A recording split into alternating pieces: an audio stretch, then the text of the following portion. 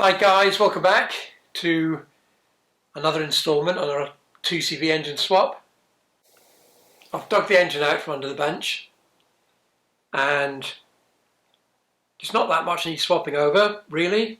I'd forgotten it had the Reniflard on it. It has got an advanced unit in it, which I also forgot about. I've just put on the two mounting plates for the cowl and engine mounts. Other than that, ready to go. The only other thing I need to mention really is in the original video, and I'll try and post a link at the end of this to the original rebuild of this, I mentioned when I was putting the pump in, I used assembly lube to keep it all lubricated, for want of a better word. And then there was a ticker tape message ran across the screen where I said in the old days we used to use grease.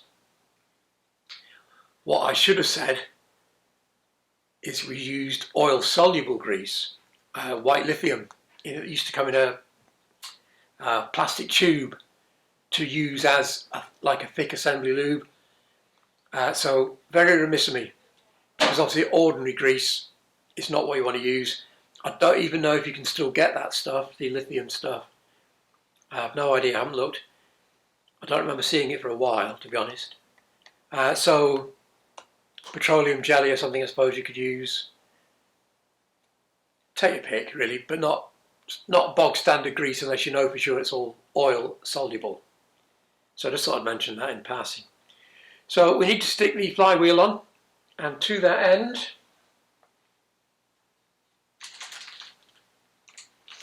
I have some new flywheel bolts, because you're not meant to use the old one. So I will now try and find the flywheel and we'll stick it on.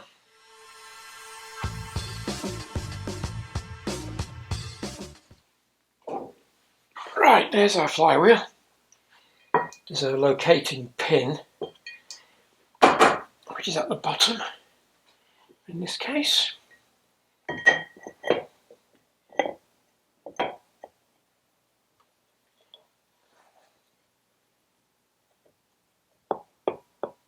There we go. And our new bolts without any locking compound.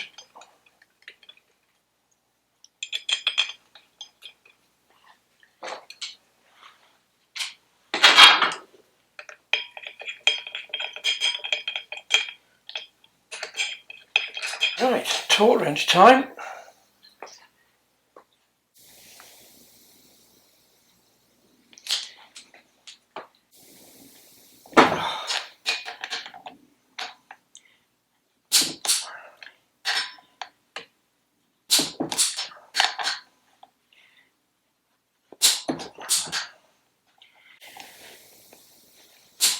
There we go.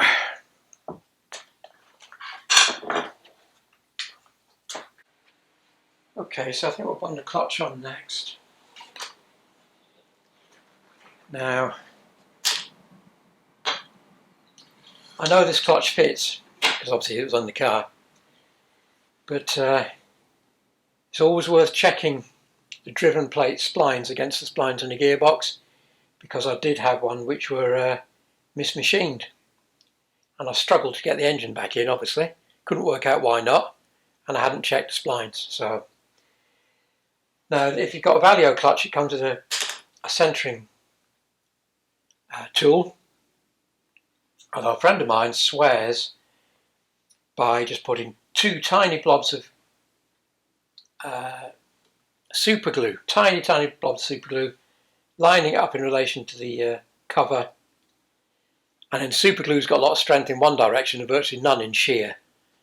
So the minute you operate the clutch the first time, it breaks the grip of the super glue.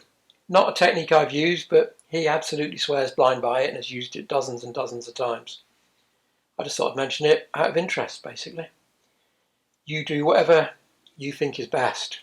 I'm not telling anyone how to do it, because everyone has their own preferred methods.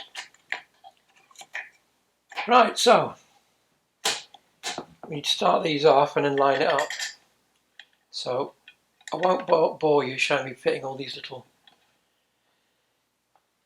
bolts because it's pretty pointless really. We'll come back once they're in place.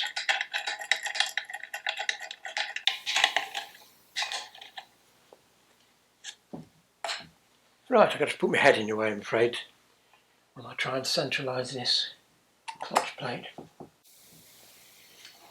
Right, I think that's it. We'll find out when we try and fit it. I'll double check when the cover's bolted down. Now these little bolts, from memory, are about 9 to 10 foot-pounds, and that's what we'll go for. Double check your manual. I'm pretty certain they're 9 or 10. To be honest, again, many times I've just tightened them down because tight's tight, which is wrong, I know, but that's what I've done.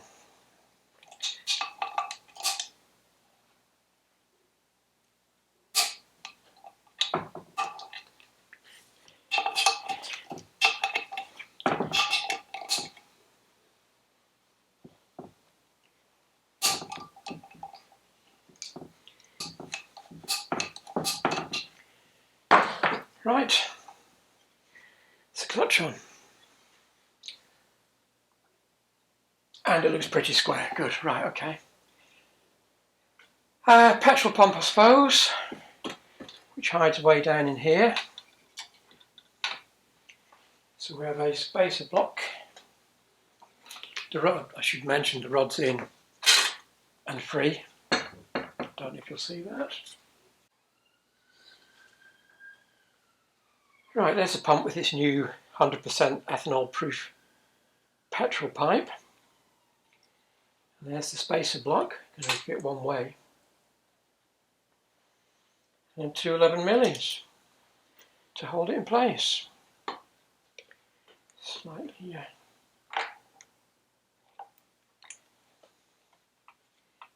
awkward to get at. Let me just get my ratchet.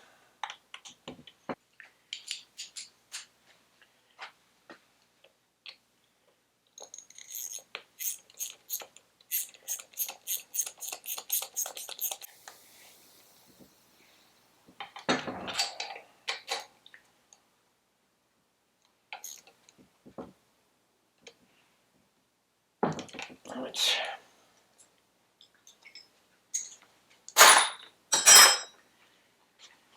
So next up I think we need cowls. Yeah, cowls on, manifold on, alternator back on, and I might leave the alternator till the engine's back in the car. Yeah, I think that's good.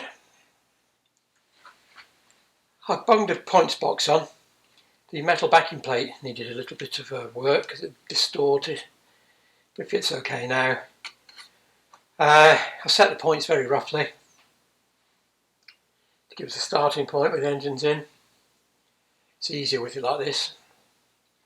And now we need to fit the cowl, which basically, there are 4 holes in the bottom of that. That fits over there, hopefully. Like so, and then they just slot up and through.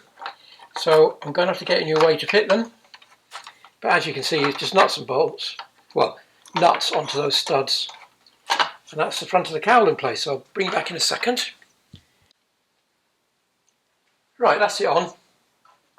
I've left them snug down because I find it easier when I'm fitting the engine to have a little bit of movement in these if required. In fact, it might be a little too tight. But anyway, we'll worry about that when we come to it. I've fitted the wire to the points and to the oil pressure sender, and I mentioned when I was taking it apart the wiring looked rubbish, and neither of the connectors on that survived refitting. So they don't even look like 2CV connections. So they need doing.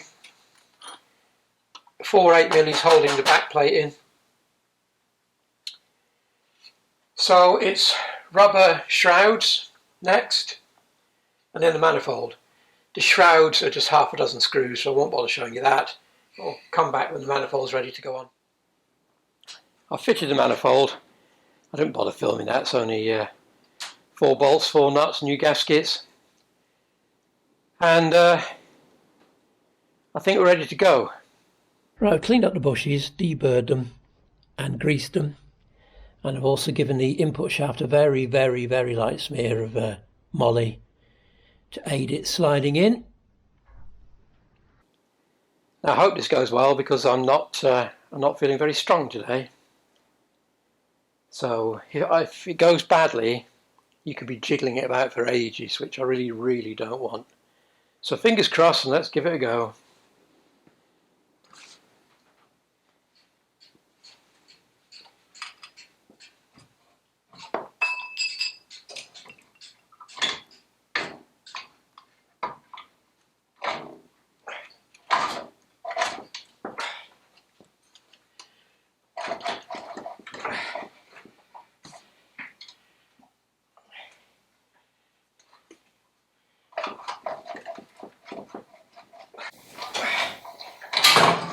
Right, as you can see, it doesn't want to go.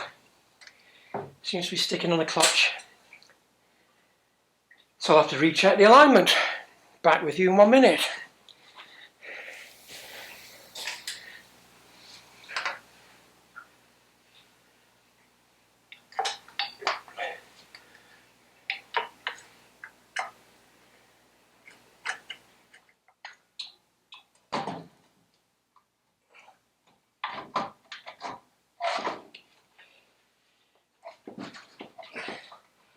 Oh, come on. There we go. Oh, thank goodness for that. Slightly awkward, needed realignment. Although to be honest, I don't think I moved it very much. But we're in, that's all that matters. Good. I'll put the bolts on to secure the engine to the gearbox, and then we'll move on. Right, the securing nuts are tight, so if we just jack this up a little bit more.